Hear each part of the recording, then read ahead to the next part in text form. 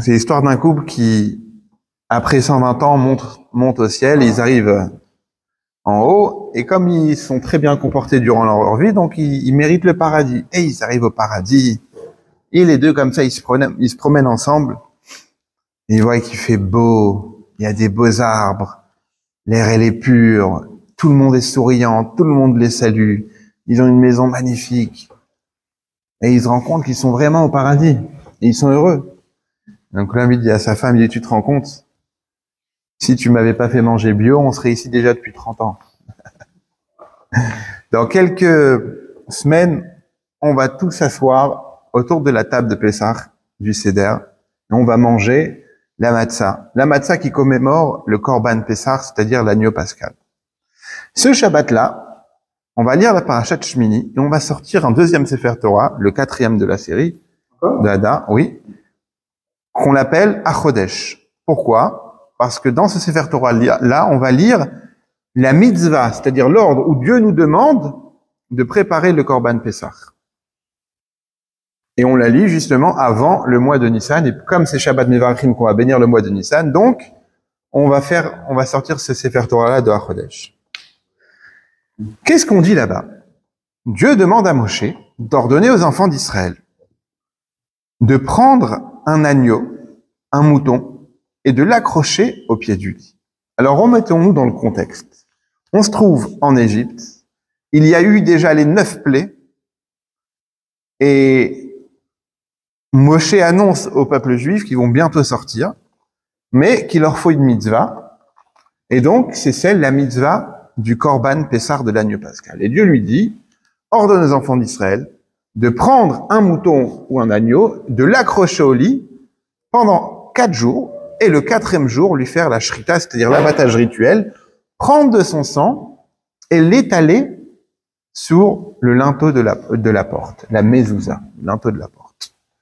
Donc voilà, ça c'est la mitzvah du Korban Pessah, puis ensuite manger cet agneau-là le 14 à la nuit.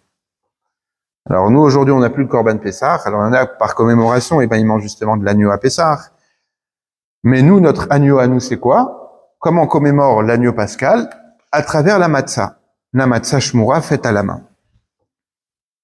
Alors c'est à l'époque, et vous savez au moment, c'est dans l'étape de la Haggadah, c'est maror korer. Korer c'est le sandwich, et on dit kachaya oseilel la korer pesach matzo maror. Il faisait un sandwich entre la matzah, le pessah, c'est-à-dire l'agneau, et le maror. Donc en fait, il faisait un vrai sandwich.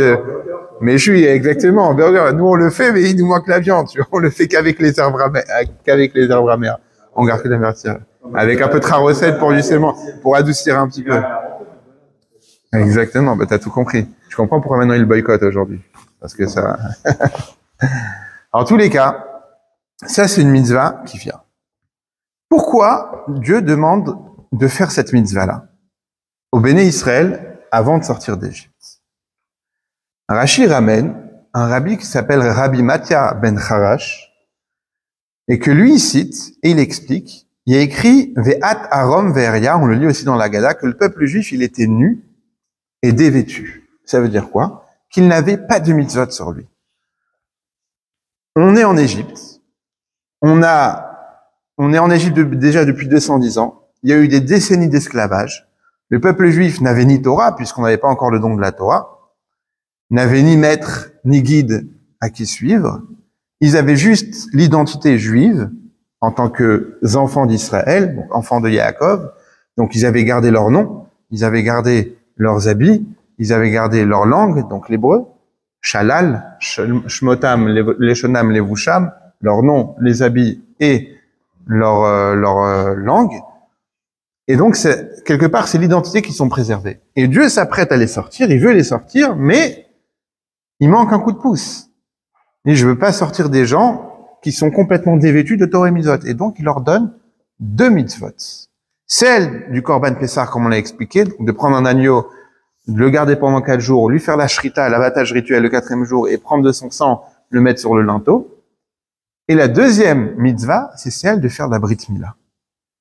Alors, Hashgacha Pratit, ce matin on a fait une Brit Mila, donc on a encore le siège d'Eliyahu Hanavi. Et Pourquoi la Brit Mila? Parce que, à part la tribu de Lévi, les Juifs n'avaient pas fait perpétuer la Brit Mila. N'avaient pas encore perpétué la Brit Mila. Et donc, avant de sortir d'Égypte, Dieu, il leur donne de faire la Brit Mila à tout le monde et de mettre ce sang. Donc, on voit ces deux mitzvot qui sont attachés avec le sang. Pourquoi mettre le sang sur la porte? Car on est avant la plaie des premiers-nés, et Dieu dit, je vais passer dans chaque maison pour tuer les premiers-nés de chaque maison, et les maisons qui auront du sang du Korban Pessah, je vais sauter au-dessus d'elles. D'où le mot Pessah, Pessah qui veut dire sauter, qui Passar, que Dieu il a sauté au-dessus des maisons qui avaient le sang du Korban Pessah. Pace over, passer au-dessus, c'est exactement ça. Et il y a un autre mot aussi, Pessah, en hébreu, si tu couples en deux, P, c'est la bouche, Sar, ça vient du mot sicha, discuter, la bouche qui parle. Et Pessah, c'est justement la fête où on raconte l'histoire, où c'est la bouche qui parle. C'est la fête de Charlie, entre vous. Et maintenant qu'on connaît ces deux mitzvot-là, et qu'on connaît la raison pourquoi Dieu a ordonné de les faire, puisqu'ils étaient nus, comme les mots employés par la Torah avaient at avom veria, tu étais nu et dévêtu. Si une personne, elle est déshabillée, donc on lui met pas un seul habit, on la rhabille complètement. Étant donné que la Torah, combien elle a de mitzvot, elle en a 613, pourquoi en choisir que 2? Fallait donner plus de mitzvot. Si Dieu il trouve que le peuple juif à ce moment-là, il est en manque de mitzvot, il fallait lui donner un peu plus de mitzvot. Pourquoi que 2? En réalité, ces deux mitzvot-là, ils représentent dans le service de Dieu, dans le service divin, ce qu'on appelle Surmera Vaasetov. La manière comment on doit travailler dans la vie, le travail intérieur, le travail même avec l'extérieur, c'est s'éloigner du mal et faire le bien. Surmera Vaasetov. D'abord, je m'éloigne du mal et ensuite je fais le bien. Il y a une façon qui est, en faisant le bien, automatiquement je m'éloigne du mal. C'est la chita du Rabbi. Le Rabbi dit que quand on est occupé à faire du bien, automatiquement, on se sépare du mal. Une personne qui est assise à la maison, qui n'a pas de travail, qui fait rien, automatiquement, elle va pas être productive et elle va être plus facile à être influencée, à faire des bêtises. Mais une personne qui est occupée, qui le matin doit se lever à 7 heures, à 8 heures être au travail, et le soir, elle arrive, elle termine, il est 17 heures, elle est fatiguée, elle n'a pas le temps de faire des bêtises. Donc, le fait d'être occupé avec le bien, on s'éloigne du mal. Et ces deux catégories de sourd, mera, c'est-à-dire s'éloigner, ra, c'est le mal, du mal, avec assez et faire tov, le bien, on le retrouve en fait chez le peuple juif, les béné Israël, les enfants d'Israël, au moment de l'exil en Égypte. Pourquoi? Sourd, mera, il fallait s'éloigner du mal. Pourquoi? Parce que les Juifs, ils étaient dans un pays qui s'appelle l'Égypte, qui était un pays d'idolâtres, où on vénérait les dieux, où on avait plusieurs dieux, où d'ailleurs, quand Moshe s'est présenté pour la première fois à Moïse, s'est présenté pour la première fois chez Pharaon, qu'est-ce que Pharaon lui a dit? Je connais pas de dieu du nom de Hachem. C'est qui Hachem? Je connais pas de Hachem. Je connais d'autres dieux, mais je connais pas de Hachem. Et donc, bien que les Juifs ne pratiquaient pas l'idolâtrie, mais ils étaient attirés et envoûtés par l'idolâtrie. C'est-à-dire, c'est un petit peu le phénomène de vivre dans une société. Qu'est-ce qu'on fait quand on dit, ah, lui c'est un Français, et lui c'est un Américain, lui c'est un Israélien? Qu'est-ce qui fait la différence? Sur les caractères, je parle bien sûr. C'est que le fait que tu vis dans un pays, donc forcément, tu deviens une personne qui a le comportement de tel pays. Pourquoi? Parce qu'on est imbibé de l'atmosphère dans laquelle on vit. Et donc les béné Israël, quand ils étaient en Égypte, ils étaient aussi dans une atmosphère d'idolâtrie. Et donc, fallait les couper avec cette idolâtrie-là. Et d'un autre côté, ils n'avaient pas de mitzvot, puisqu'il n'y avait pas encore la Torah. Donc, ils n'avaient pas, entre guillemets, des mérites. Il fallait un mérite, il fallait des bonnes actions. Et donc, on leur a donné une mitzvah. Quelle mitzvah? À quoi ça sert une mitzvah? Une mitzvah, de manière générale, qu'est-ce que c'est? Mitzvah, ça vient du mot tsafta, qui veut dire attachement. Tsafta vechibo. Quand on fait une mitzvah, on s'attache avec Dieu. Lorsque je mets une pièce à la tzedaka, lorsque je fais le Shabbat, que je mange kasher, que je fais attention à telle et telle chose, à ce moment-là, en accomplissant une mitzvah, je m'attache avec l'au-delà. Je m'attache avec Dieu. Et la mitzvah de la Brit Mila, c'est encore un niveau plus haut. Pourquoi? Parce que c'est une mitzvah qui est intégrée dans le corps. On raconte sur le roi David, un jour il était dans la salle de bain, il prenait la douche, et il est devenu triste. Pourquoi?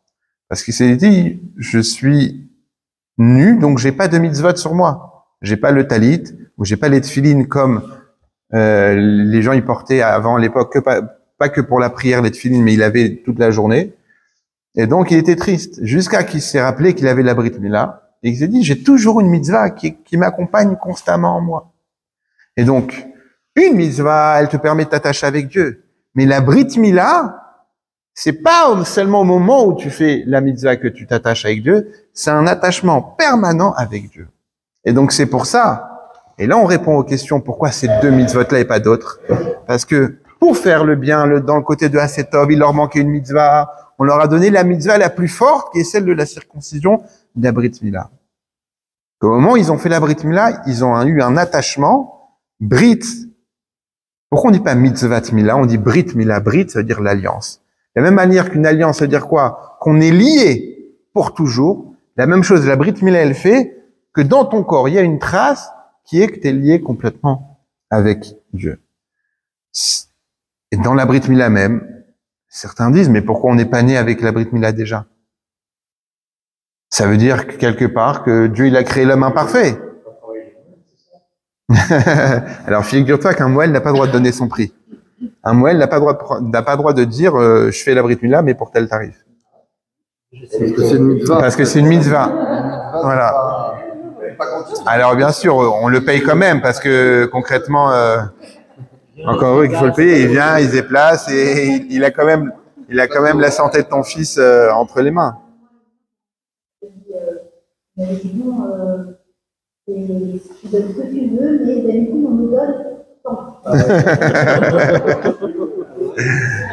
Ouais, certains disent ça. Certains disent ça. Aujourd'hui, voilà, tout le monde sait que il y a rien qui est gratuit et que surtout un moël qui c'est quand même un travail très minutieux. Ouais. Certains font ça. Moi, celui qui a fait la Brit Mila de mon fils à New York aussi, c'est la même chose. Celui qui a fait la Brit Mila de mon fils à New York, j'étais au Kollel. Donc Kollel, ça veut dire tu étudies. Et il voulait pas me prendre d'argent. Et je suis parti jusqu'à chez lui à la maison. Il a refusé de me prendre l'argent. Il a dit je prends pas de l'argent au Kollelman. C'était le Raveler. Il voulait pas. Mais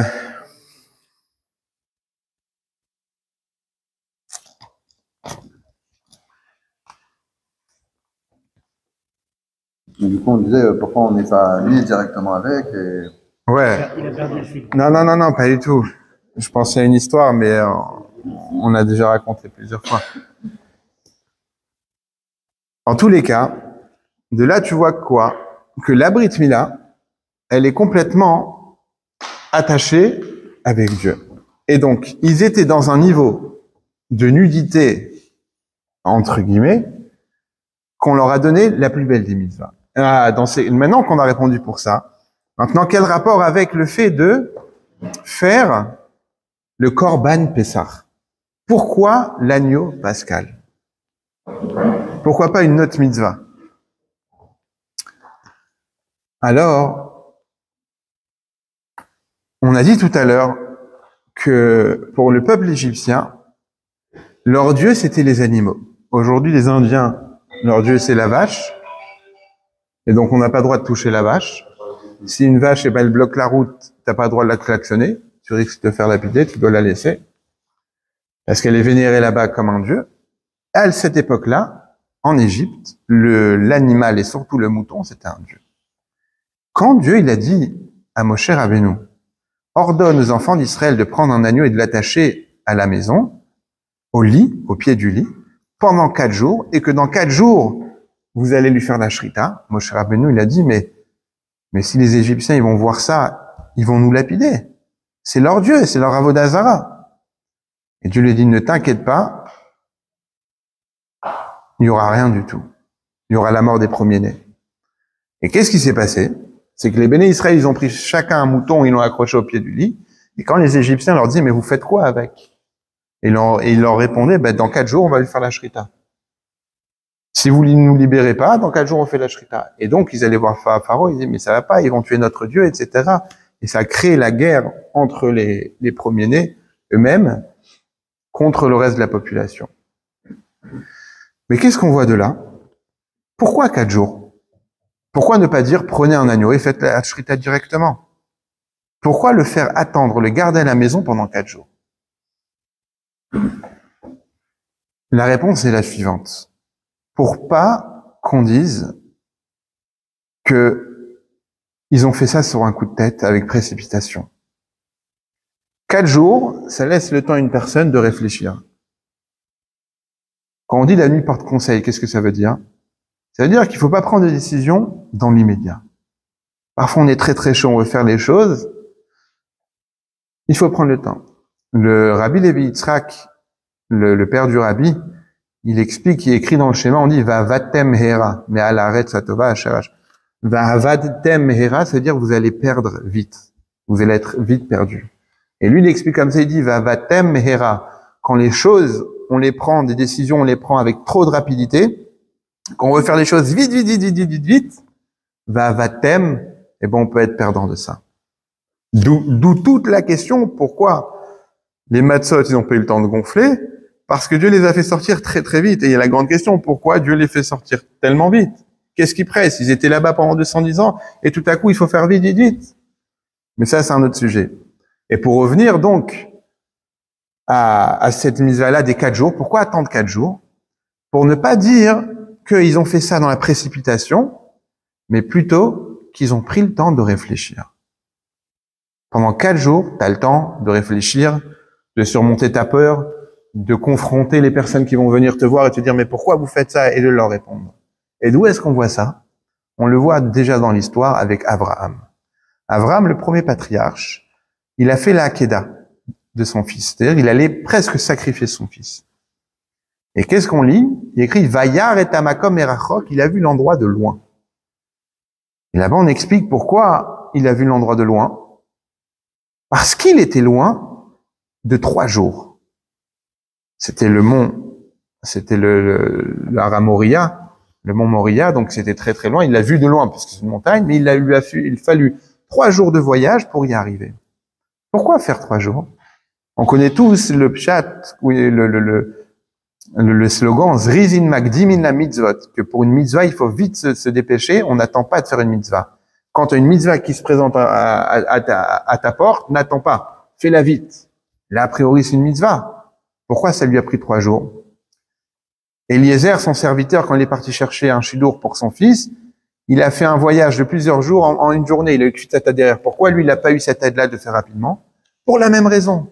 Pour ne pas que les gens disent, ah oui, c'est vrai qu'Abraham, il a eu 10 épreuves et que dans toutes les épreuves, il a eu une confiance inébranlable en Dieu, qu'il était prêt à tout faire pour Dieu. Mais en fait, il n'a pas eu le temps de réfléchir. Il était là dans le feu de l'action, il était très très chaud, mais s'il avait un petit peu le temps de réflexion, il se serait dégonflé, comme on dit. Et donc, on a attendu 3 jours pour dire, regarde, il a eu 3 jours, le temps de réflexion, et malgré tout, il a quand même été prêt à sacrifier son fils. Donc, on connaît tous la suite, que Dieu lui a dit, non, il n'y a pas besoin de sacrifier, c'était juste pour voir à quel point, tu étais prêt à faire pour Dieu. Et cet attachement-là à Dieu, cette abnégation de soi pour Dieu, pour la volonté de Dieu, Abraham Avinu l'a donné en héritage à ses enfants et ses petits-enfants jusqu'à nous aujourd'hui. Et c'est cette émouna-là, et c'est ça qu'on dit Anachnu maminim bene maminim. On est des croyants, fils de croyants.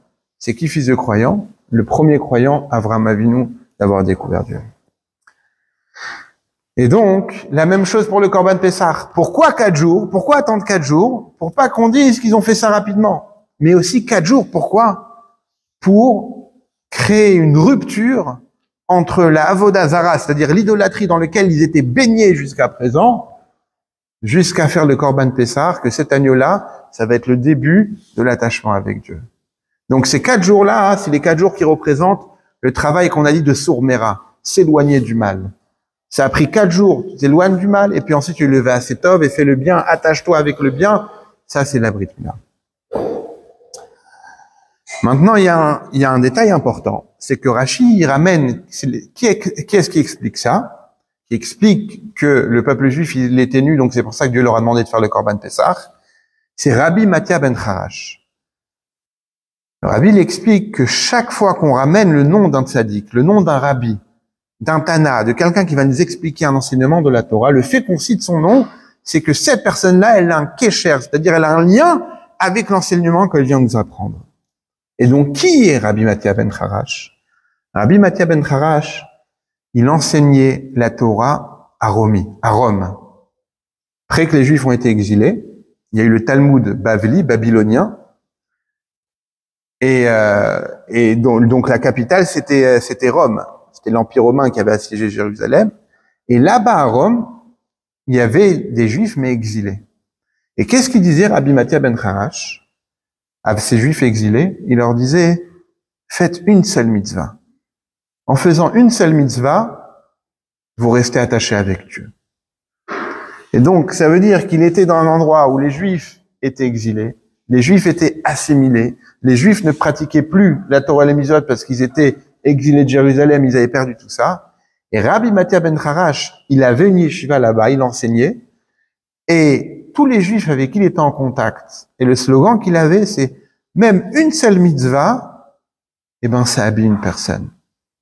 Donc là, maintenant, on comprend pourquoi c'est lui qui était cité avec cet enseignement-là. Parce que lui, il nous enseigne que le peuple juif, pourquoi il a eu deux mitzvot seulement? Parce qu'il avait rien comme mitzvah. Et ben lui, pourquoi une mitzvah, Rabbi Mathia ben Harash? Parce que lui-même, où il était à Rome, où les Juifs ils étaient là-bas exilés, le fait de leur donner une seule mitzvah, et ben ça les rhabille complètement.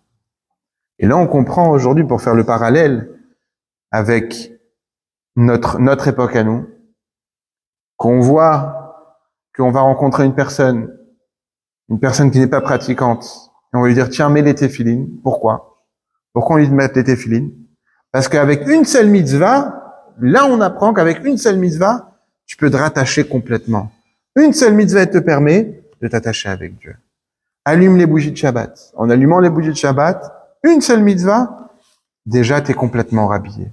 Et donc, c'est là l'importance de faire une mitzvah. Parce qu'on peut se penser, à quoi ça sert de faire une mitzvah? Il fait pas Shabbat, il mange pas kasher. À quoi ça sert de lui mettre les téphilines? C'est une histoire qu'on raconte sur Avraham Fried, le chanteur, mais peut-être qu'elle arrive avec une autre personne, qu'un jour il était à une pompe à essence à New York.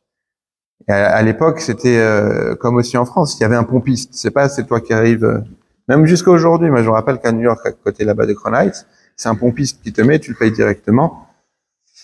Et donc le pompiste il est en train de lui remplir le réservoir, il échange avec lui, et il s'avère que le pompiste, c'est un juif. Et il lui propose de mettre les téphilines, donc il lui met les téphilines de pompiste dans la pompe à essence. Derrière, il y avait une voiture de juifs, ce qu'aujourd'hui on appelle ultra-orthodoxes, et qui regarde la scène, et qui se moque, mais en disant, mais à quoi ça sert que tu mets les téphilines? Il n'est pas pratiquant. Et donc il est parti les voir. Vas-y. Ah, ça fait quand même du bruit.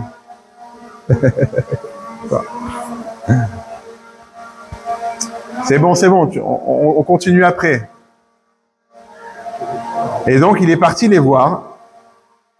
Il leur a dit, vous savez, cet homme-là à qui je mets les téphilines, c'est pas n'importe qui. Il dit, ah bon, c'est qui? Il dit, c'est un descendant de il est de la famille de votre rabbi. Ils ont dit, ah bon, il est de la famille de notre rabbi, donc faut absolument le rapprocher de la Torah et des mitzvot, faut lui faire la mitzvah. Puis ensuite, il part, il revient, il dit, excusez-moi, j'ai fait une erreur. Il n'est pas de la famille de votre rabbi, mais il s'avère que c'est le petit-fils d'Abraham, Yitzhak et de Yaakov.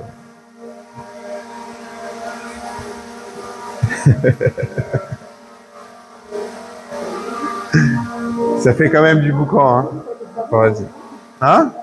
Ah, ça fait du vent, hein, c'est ça, hein, d'accord. On a un drone dans la synagogue. Alors, bon. Je sais pas si... Il est où? Voilà, il est là-bas. Ouais.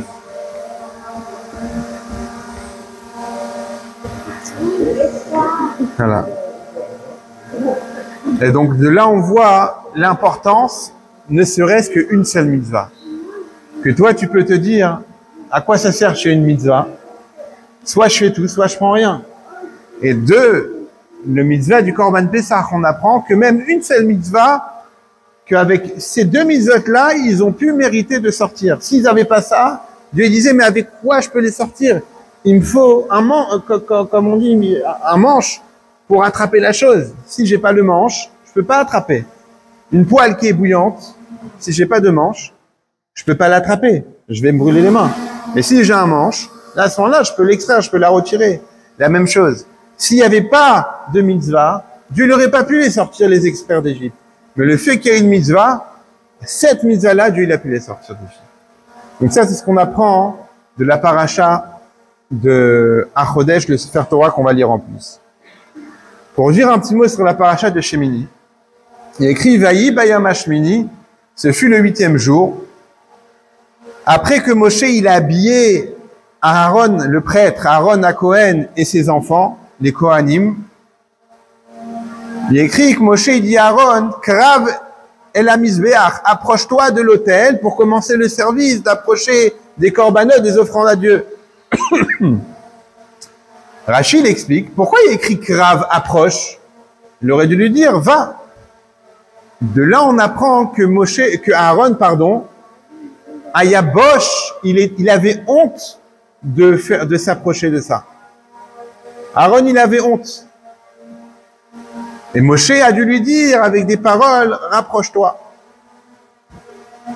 Pourquoi Aaron, il avait honte de faire le korban? Il explique parce que quelque part, Aaron, on sait tous qu'il a fait la faute du Hégel, la faute du veau d'or. Pas qu'il l'a fait, mais que les béné Israël, ils sont partis le voir. Ils ont dit, regarde, Moshe Rabbeinu ne descend pas de la montagne. On n'a plus de guide. Trouve-nous un guide. Qu'est-ce qu'il a fait pour gagner du temps? Il a dit, voilà, allez demander à vos épouses de l'or. Et avec l'or, on va faire quelque chose. Pourquoi il a fait ça? Il s'est dit, on va gagner du temps, car les femmes ne lâcheront pas leur or facilement. Sauf que ils étaient pris dans l'euphorie qu'ils ont arraché l'or et les bijoux, et ils sont arrivés chez Aaron, et on dit, voilà l'or. Qu'est-ce qu'il a fait Aaron? Il a pris tout l'or, il l'a jeté dans le feu. Et de ce feu-là est sorti le veau d'or. Et d'ailleurs, on lui attribue à Aaron la faute du Hégel que toi t'as fauté. Et quand Moshe Rabbeinu il descend, il dit Aaron, pourquoi t'as fait ça? Il lui dit, mais tu sais que ce peuple-là, il était en mal. Tu sais que il était en mauvaise phase. Pourquoi tu l'as laissé aussi? Et donc, puisque Aaron, il a participé en quelque sorte à la faute du veau d'or, donc il avait honte de s'approcher et d'être celui qui va avoir le service le plus élevé, le plus haut gradé dans le temple, dans le Mishkan. Et donc, Moshe a dû le rapprocher, il l'apaise avec des paroles. N'aie pas honte, approche-toi. Il y a un livre qui s'appelle Degel Machane Ephraim, qui explique, il dit que Moshe Rabbeinu, il a dit, pourquoi t'as honte de t'approcher? Mais en réalité, il faut lire en mettant la virgule après. Tu dois t'approcher parce que tu as honte. Aaron, il dit, moi j'ai honte de faire ce travail-là. Je mérite pas. Qu'est-ce qu'il lui dit? Moshe lui dit, parce que justement tu as honte et que tu es conscient, donc c'est toi qui dois faire ce travail-là et personne d'autre. Pourquoi? Parce que le Mizbeach, il était fait pour quoi? Le Mizbeach, c'est l'autel qu'il y avait dans le temple. Le Mizbeach, il était là pour pardonner les fautes de ceux qui avaient commis des fautes. Mais pour comprendre quelqu'un qui a fauté, il faut avoir déjà goûté au péché dans sa vie. Tu peux pas être toi sur ton trône, être une personne qui n'a jamais fauté, et dire à telle personne, pour pardonner, tu dois faire ci, tu dois faire ça. Le fait que Aaron, dans sa vie, il a déjà fauté, donc lui seul, il était apte à faire ça. On raconte sur le Rabbi Maharash que un jour, son secrétaire a dit, tous les jours, son secrétaire ramenait des nouveaux habits vers la fin de la journée. Et les gens lui ont demandé pourquoi tu ramènes des nouveaux habits au rabbi. Il a dit parce que le rabbi il transpire beaucoup et je comprends pas pourquoi le rabbi il transpire tellement. Il transpire tellement qu'il faut lui changer les habits. Quand le rabbi Marash il a entendu ça, il a dit, il a licencié son secrétaire. Il a dit tu vas continuer à recevoir ta paye, mais tu pourras plus avoir cette fonction de secrétaire. Et lui, je vais t'expliquer pourquoi.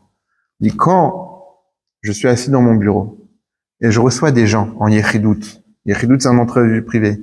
Et que ces gens-là, ils déversent leur cœur devant moi. Et certains même me disent, j'ai fait tel avérage, j'ai fait telle faute et je veux réparer. Et lui, le rabbi dit, je dois enlever mes propres habits à moi spirituels, rentrer dans la peau de cet homme-là, comprendre, être à sa place, comprendre la douleur que lui ressent. Et une fois que j'ai compris sa douleur, je dois ressortir de ses habits à lui, virtuels, remettre mes habits à moi de rabbi et lui donner un encouragement ou un derrière, un chemin à suivre pour réparer cette faute-là. Et tellement que je change d'habit, c'est ce qui entraîne une telle transpiration. C'est-à-dire que le travail, il était spirituel et virtuel, mais qui était tellement profond qu'il y avait un effet sur l'aspect physique même du rabbi. Et là, c'est la même chose avec Aaron. Pour pouvoir pardonner à une personne qui a fauté, il faut ressentir la peine de cette personne-là. Tant que t'as pas ressenti la peine de cette personne-là, tu peux pas lui dire quoi faire. Tu peux pas dire à une personne, tu peux pas dire c'est comme dans l'éducation, tu peux pas dire fais ce que je dis, fais pas ce que je fais. Tu peux pas faire toi une chose et dire le contraire. Tu dois faire partie du décor, tu dois faire partie de ces choses-là. Et ça, c'est ce que Moshe il dit à son frère Aaron.